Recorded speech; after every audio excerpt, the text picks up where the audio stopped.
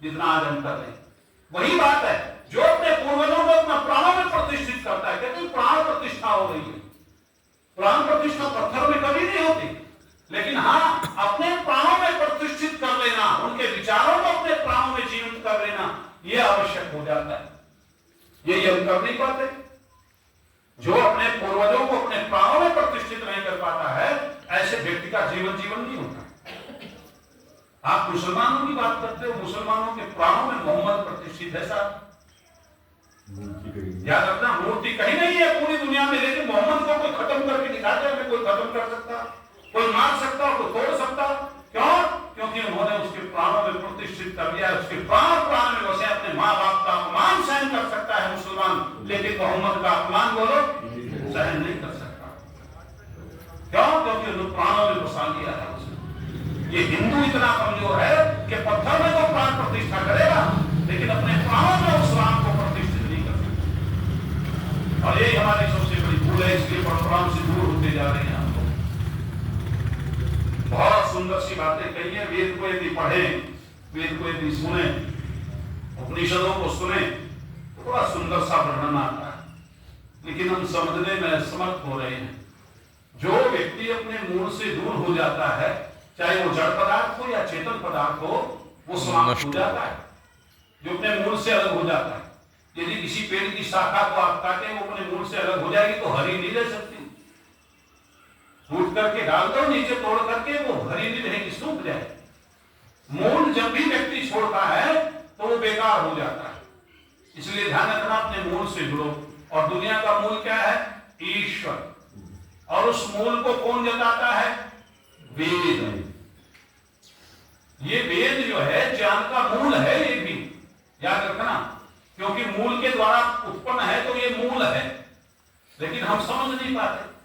तो वेद से जुड़ेंगे, वेदों के द्वारा उपनिषदों से जुड़ेंगे, दर्शनों से जुड़ेंगे, तो पता चलेगा। एक छोटी सी बात कह करके मैं वाणी को ज्यादा लंबा नहीं करूंगा। और लोग भी हैं जो आप लोगों को कुछ अपने विचार देंगे, मैं ज्यादा लंबा इसलिए नहीं करूंगा, समय बहुत हो गया है आपको बैठे बैठे। थोड़ा ही समय आप लोगों के बीच में दूंगा। और बहुत लोगों ने वो कथा सुनी होगी, वो परंपरा आप लोगों के बीच में रही है। नचिकेता प्रसंग उपनिषदों में आता है, आप लोगों ने सबने सुना और पढ़ा भी है। पाठ्य पुस्तकों में पहले पढ़ाया जाता था, अब तो उपनिषदों की कथाएं ही बंद हो गई, कोई देने ही नहीं वाला है पाठ्यक्रमों में। लेकिन पहले पाठ्यक्रमों में ये संवाद आता था। उसके पिता ने एक बहुत बड़ा यज्ञ किया और उस यज्ञ में सब कुछ दान कर दिया उस व्यक्ति को। सब कुछ का मतलब है जो उसके पास था, सर्वस्व दान कर दिया। नचिकेता जो बैठा था दूर, वो देख रहा था पिता हर एक वस्तु को दान कर रहे हैं, और पिता ने अंत में जो दान दिया बस वहां विचलित कर दिया नचिकेता को। नचिकेता विचलित हो गया,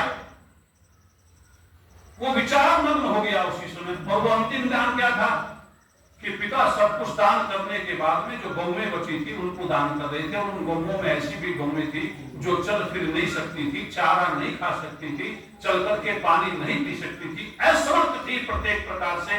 दूध देने की बात तो बहुत दूर है, वो चारा भी ठीक से नहीं खा सकती थी, जाड़ दांते उनके खत्म हो गए थे, समाप्त हो गए थे, चल करके पानी पीना भी उनके लिए दुर्लभ था।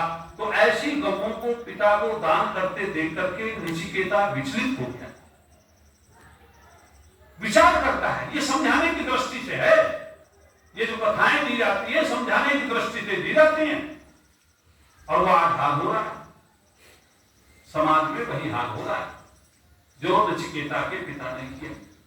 नचिकेता विचार करने लगा, जो गौएं दूध देना बंद कर चुकी है, गर्भ धारण करना बंद कर चुकी हैं, चलना भी उनके लिए असंभव हो गया है, पानी पीना भी असंभव हो गया है, कृष्ण शरीर से वो जी रही है अपने जीवन को, ऐसी गौओं के दान करने से स्वर्ग मिलेगा क्या? विचार किया उसने। आज तुम भी उसी श्रेणी में हो, जब वस्त्र फट जाते हैं तब दान देने की प्रक्रिया प्रारंभ होती है। जो वस्तु मेरे लायक नहीं रह पाती है तब मैं उसे दान की श्रेणी में रख देता हूं, कोई आएगा उसे भिखमंगे को दे दूंगा। जब तेरे लायक नहीं रहा तो उसके लायक क्या रहेगा? क्या यही दान है ना? तो नचिकेता विचार कर रहा है कि क्या ऐसा करने से पिता को सुख विशेष मिलेगा? क्या सुख विशेष मिलेगा, विचार कर रहा है। और आज हो ये रहा इस समाज में कि हम भी बूढ़ी गायों को दान करने लगे हैं, उन वस्त्रों को, उन पात्रों को, उन स्थितियों को दान करने लगे हैं। एक व्यक्ति युवा अवस्था में है, धर्म के लिए कभी तैयार नहीं हुआ, लेकिन जब बुढ़ापा आया वानप्रस्थ ले लिया, संन्यास ले लिया, और फिर कहते कि मैंने तो जीवन समाज को दिया। ऐसी अवस्था, 2 वानप्रस्थी हमारे बीच में बैठे, भले ही बूढ़े हों लेकिन चलने फिरने में समर्थ हैं, खाने पीने में समर्थ हैं, प्रवचन आदि करने में समर्थ हैं, कहीं भी जाने में समर्थ है। तब तो बढ़िया लगता है। घुटने खराब हो, चलना फिरना बेकार हो, औषधियों का खूब सेवन कर रहा हो, और ऐसा व्यक्ति वानप्रस्थ ले ले, तो वो वही बूढ़ी गाय है जो न दूध दे सकती है, न घास चल सकती है, न पानी पी सकती है, वो समाज को दान कर देगी। तो इससे क्या लाभ है? हो रहा है यही। तो इसलिए नचिकेता दुखी हो जाता है, और दुखी होकर के दूसरा प्रश्न नहीं करता कि पिताजी आपने ये गाय जो दान कर दी है इनका क्या होगा, आपको सुख मिलेगा, ये नहीं पूछता। वो दुखी होकर के, दुखी मन से एक बात कहता है पिता के पास जाकर के, पिताजी आपने सब कुछ दे दिया, मैं भी आपकी संपत्ति में आता हूँ। वे तो बता रहे थे कि पुत्र पिता की संपत्ति में आता है, पुत्र पिता की संपत्ति होता है। और एक बात और ध्यान रखना, सारे पुत्र पिता की संपत्ति में नहीं आते। जो प्रथम पुत्र होता है, ज्येष्ठ पुत्र, वो विशेषकर संपत्ति का अधिकारी होता है। लेकिन आज परंपराएं बदलती जा रही है, संविधान बदलते जा रहे हैं, क्योंकि इच्छा से कौन पैदा हुआ, अभिलाषा से कौन पैदा हुआ? जो प्रथम बेटा है वो पिता की प्रथम अभिलाषा होती है, उच्च अभिलाषा होती है, और वो पैदा होता है। बाद के जो बेटे और बेटियां पैदा होते हैं वो विशेष इच्छा से पैदा नहीं होते। इसलिए उसने पूछ लिया, बेटे इसको बंद कर, विशेष करे, ये मोबाइल भी बंद कर दे तो हमारी सुन। उसने पिता के पास में जाकर के कहा, पिताजी आपने सब कुछ दान कर दिया, मुझे किसे दोगे? मैं भी तो आपकी संपत्ति में आता हूं। जब आप सारी संपत्ति दान कर रहे हो तो मुझे किसे दोगे आप? मेरा भी तो दान करना पड़ेगा, मैं भी आपकी संपत्ति में, आपने संपत्ति दान कर दी, कौओं तक दान कर दिया, तो मुझे किसे दोगे? पिता चुप रहा। पुत्र ने कई बार पूछा, अंत में पिता का भी धैर्य समाप्त दे दिया, और उसने एक बात कही, तुझे यमराज को दूंगा। क्योंकि जब बार बार कोई बात पूछता है ना, कोई पूछता है कहां जा रहे हो, उसने जवाब नहीं दिया, कोई धुन में था कि कहां जा रहे हो, फिर जवाब नहीं दिया। और जब कई बार पूछता है फिर क्या कहता है, जाती तो पता है तुम्हें कहां जा रहे हो? मैं जहान्नुम में जा रहा हूं, चलेगा? अच्छा, अंत में गिड़गिड़ा करके जब वो बात समझ में नहीं आती तब तो कहना पड़ता है।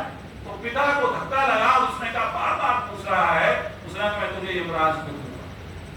अब यहाँ समझने की बात है, जो पिता अपने पुत्र को मृत्यु को सौंपने की बात कर रहा हो, उसके धैर्य, उसके हृदय की बात देखना कितनी गजब की होती है। कोई पिता नहीं चाहता मेरा बेटा मृत्यु को प्राप्त हो, कोई पिता नहीं चाहता मेरा बेटा यमराज के पास जाए, बल्कि यमराज का नाम सुनते बूढ़ों बूढ़े भी ये कहते हैं इसकी चर्चा मत कर। यदि हमने सुना है कई बूढ़े ऐसे देखे, जब कोई मृत्यु की चर्चा छिड़ती थी तो ये कहते थे यही करना जरूरी है, और चर्चाएं बहुत है। इतना डर, इतना भय लगता है लोगों को, जब मृत्यु का विषय छिड़ जाता है तो लोगों को भय सताने लगता है। भय करो या ना करो, मरना तो बोलो पड़ेगा। ये तो वो धंधा है जो सबको स्वीकार करना पड़ेगा। जिस मरने से जग रे मेरे मन आनंद, और मरने से ही पाइए पूर्ण परमानंद। मरने के बाद ही कुछ होगा, है नहीं?